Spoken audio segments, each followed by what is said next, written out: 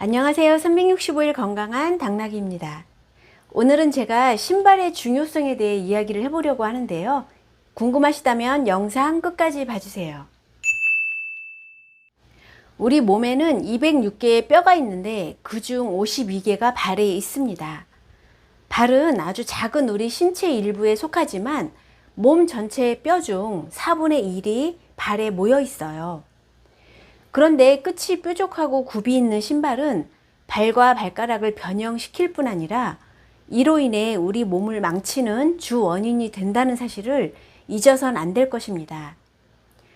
발은 걷는 것뿐만 아니라 몸 전체의 중심을 잡아주는 역할을 하는데 하이힐이나 뾰족한 구두를 신는 사람들은 발가락에 힘이 없어요.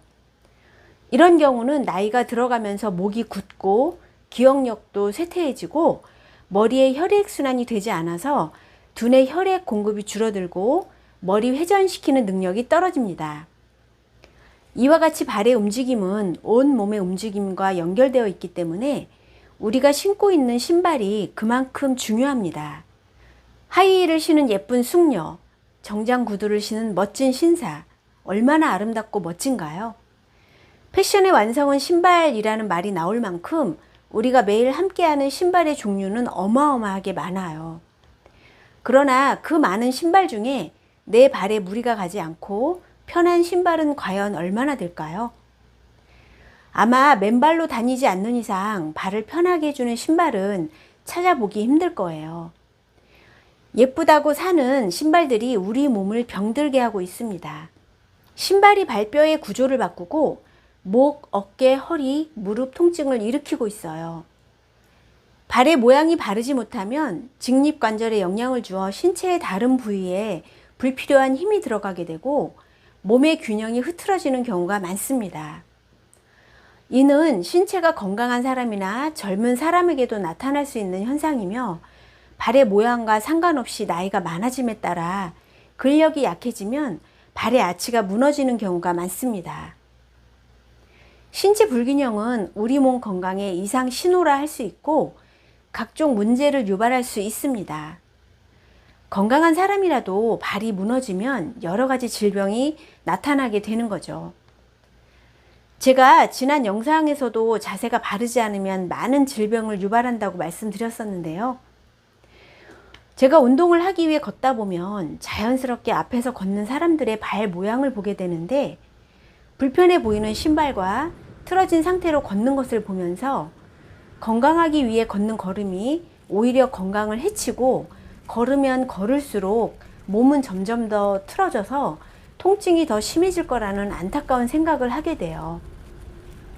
아주 가까운 친구나 언니를 봐도 높은 구두를 즐겨 신는 것을 오래 봐왔는데 50이 넘어가며 목, 어깨, 무릎 등이 안 좋아서 정말 고생을 많이 하고 있거든요. 발은 이렇게 예쁘게 타고나는데 멋을 내기 위해 신는 신발로 인해 이렇게 발가락이 휘어지고 붓고 뼈가 튀어나오고 변형이 되다 보니 온갖 질병들이 생기는 거예요. 내 몸이 아픈 원인은 따로 있는데 수술이나 주사나 약 등으로 해결하려고 하다 보니 낫지를 않는 것이죠.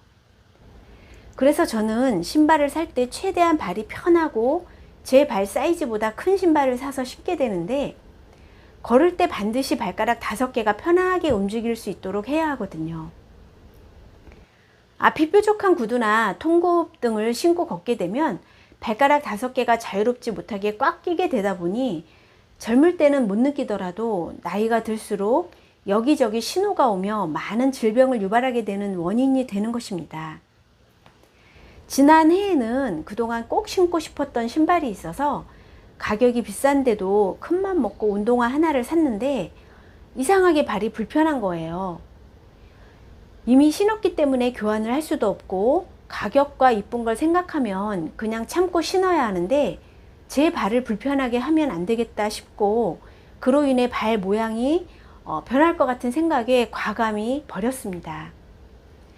365 건강TV 구독자분들은 건강에 관심이 있어 영상을 보시는 거죠?